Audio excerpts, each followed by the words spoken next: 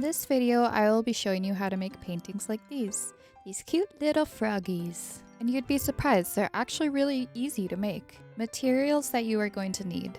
You are going to need a canvas. In this video, I work with a 5x7 inch canvas. You are going to need paintbrushes. I tend to work with a flat brush and a smaller tipped brush. You'll need black paint and you are going to need white paint. If you are painting your frog with an open mouth, you'll want pink and you'll want red. For the official frog colors, you'll want to choose a light variant and a dark variant. And I say this because this could be any color you want your frog to be, like blue. I chose a classic green and then I chose a dark green. And those are your materials. Are you ready? Let's get into it. Oh yeah, don't forget your watering cup. In my case, I have a dinosaur watering cup. Depending on how lucky you're feeling, you might want to plan out your drawing. So of course, I made you some references. Are you gonna make a happy frog? A sad frog? Pause the video here to make your quick sketch. If you're like me, we're going based on vibes and chaos. Tis time. So the first step you want to do to paint this frog is make a half circle that covers roughly around half the page. This is going to be your lighter variant, so in my case, it's going to be light green. So the circle does not need to be perfect, and you'll see why later. From there, you will fill in the circle going downward. We want all the area within the circle to be filled with this green. Your final result should look something like this. Using the same light variant, we're going to make some eyes. To do this, you're going to make 2 half circles on the top of the big circle that we made. If you are able, try to space them as evenly as you can on this top circle. And yes, it is okay to go over with more paint if you need to. I had to do it a couple times here as well. The next thing we're going to do is add a little bit of shading. So that means using our darker green and blending it with our lighter green. You want a really good in-between color because you don't want the shading to be too intense. So mix up them paints to get a good in-between. From there, you'll shade a little bit between the eyes and along the edges of the frog. Honestly, if you're the type that gets scared of shading, you could probably skip this step, but I think it adds depth. See, it helps you tell how chunky he is. And we love chunky frogs. Here, I'm also kind of shading along the belly, or where I believe I want his belly to be. And this is the final result from the shading. The next thing we're going to do is paint the eyes. So you'll take a little bit of the white, and you'll want to draw circles between the 2 smaller circles that we made earlier. Now, depending on the frog, the eye shape might vary. For example, if you did a sad frog, you could do like a half circle eye. Now, if you are not like me and let this dry, painting the circle would be really easy. But I had to go through and paint really heavy with my acrylic. And this is what your eyes should look like. Hold on, I forgot a spot. There we go. All better. Just kidding. Now we are going to paint the pupils of the eyes. So here I started small just so I could show you guys what it would look like as smaller pupils, but I'm actually going to do big eyes because I think they're cute and funny. Generally when I do small pupils, I usually associate it with like fear, shock, surprise. But with my painting today, that's not the emotion I want to convey. So let's make them bigger! I like to do bigger pupils when it comes to the eyes because it feels almost more lively than it does when they're smaller. But that is just my personal preference. If you like smaller, go for it.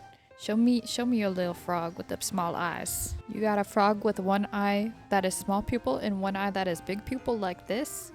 Cool. What I really want to express with these paintings is that it's your choice. You can do what you want with your painting. And this is what your frog might look like if it has pupils. Now we gotta give him a mouth. To do so, I will be using a very fine tip brush and the color black. I settled on giving him almost like a kitty cat mouth, so a sideways 3, and then I wanted to make it open mouth. So you'll see here me drawing a almost half circle to connect the 3. And you'll see while watching this, my paintbrush actually chose violence through this moment. It kind of left almost a streaky appearance. And you can kind of fix this by using water.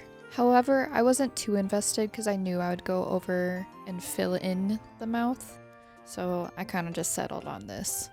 Now, the next thing we're going to do is add little eye lights. So you'll take the small paintbrush again, except you'll go in the eyes with white and just add little tiny specks. Now for this, I like to envision that there's a specific light source, and the light source for me is coming from the right. You can make it coming from the left, but try to keep it consistent. If you aren't consistent with it, it'll probably look a little bit weird. Now the next thing we're going to work on is the mouth.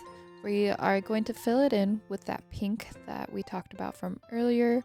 Now, if you chose to not have your frog open mouth, you could probably just skip this part. Alas, this is where the red comes into play, and it's a microscopic amount. I usually for the mouth just make a little heart with the red, because I think it's cute. I also decided to give him little teeth. So there I am, giving him fangs, because he's a vampire frog. But right now he's a snaggletooth frog. There we go. Now he's a vampire frog. Now we want to mix a little bit of our light green and our white. Or if you're using a different color, your lighter variant with the white. And we are going to add highlights. And as you can see, I'm making it directional, so it's mostly heavy on the right half than the left. Next, to amp up the cuteness, we're going to add little pink blush. So I took the pink and mixed it up with the white, and I gave him little cute rosy cheeks. So cute, so cute. The next thing we're going to do is take some black and fill in the background. This is what helps make our frog pop. Now I super sped this up because this is the part that takes me the longest, and it's primarily because I'm trying to be very, very picky about making sure the shape is how I want it. Did you make the shape really roughly? This is the time to fix it. And this is actually kind of almost that final step before I go into just like extra details. Now our very, very, very final detail that we are going to add is highlights to the blush. Just kidding, I had to make him some cute little arms. I did use dark green because I didn't want the focus to be on his hands, I wanted it to be on his face. Now this is the last section where you add any finishing touches. For example, I'm giving him a belly shine, you might give him like a cowboy hat, you might give him a flower, pretty much anything. Now you gotta sign your painting. I like to use a Sakura Gelly roll, but you can use paint, you could use maybe marker? Anything that shows that you did it. You made that painting. Hooray, we did it. If you like this tutorial, like, comment, subscribe, but also let me know in the comments what you thought of it. Also tag me, show me your pictures. I want to see. But also let me know what we should paint together next.